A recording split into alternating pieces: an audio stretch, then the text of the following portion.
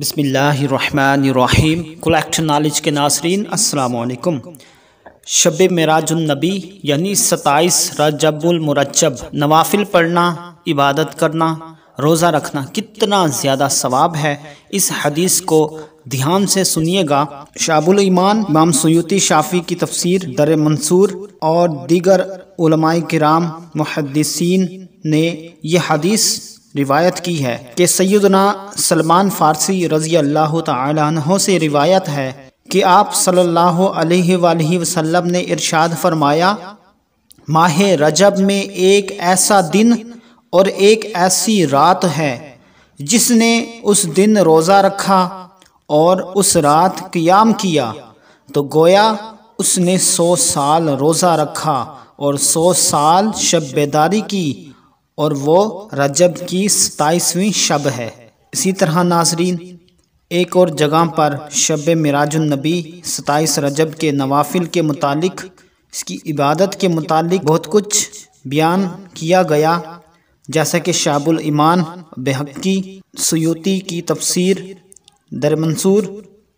اور کنز العمال اور دیگر کتب میں بھی یہ حدیث نقل ہے کہ سیدنا انس بن مالک رضی اللہ تعالی عنہ رسول اللہ صلی اللہ علیہ وآلہ وسلم سے روایت کرتے ہیں، آپ صلی اللہ علیہ وآلہ وسلم نے ارشاد فرمایا کہ ماہ رجب میں ایک ایسی رات ہے جس میں عمل کرنے والے کے حق میں 100 سال کی نیکیاں لکھی جاتی ہیں، اور وہ رجب کی 27ویں شب ہے، یعنی کہ شب معراج ہے۔ تو جو شخص اس رات 12 رکعات پڑھتا ہے، اس طرح کہ ہر رکعت میں سورۃ الفاتحہ اور قرآن کریم کی کوئی سورت پڑھے، ہر 2 رکعت کے بعد قاعدہ کرے اور آخر میں سلام پھیرے، پھر نماز سے فارغ ہونے کے بعد 100 مرتبہ سبحان اللہ والحمد للہ ولا الہ الا اللہ واللہ اکبر، 100 مرتبہ استغفار کرے اور 100 مرتبہ حضور نبی کریم صلی اللہ علیہ وآلہ وسلم کی خدمت اقدس میں درود پاک پڑھے، اور اپنے حق میں دنیا اور آخرت کی بھلائی سے متعلق جو چاہے دعا کرے اور صبح روزہ رکھے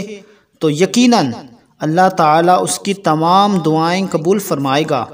البتہ کسی نافرمانی والے کام میں دعا کرے تو وہ دعا قبول نہ ہوگی۔ ناظرین ان احادیث کی روشنی میں یہ بات عیاں ہو جاتی ہے کہ شب معراج 27ویں رجب کی رات کو عبادت کرنا، نوافل پڑھنا، دن کو روزہ رکھنا اور کتنا زیادہ ثواب ملتا ہے۔ تو امید کرتا ہوں کہ آپ سب بھی شب معراج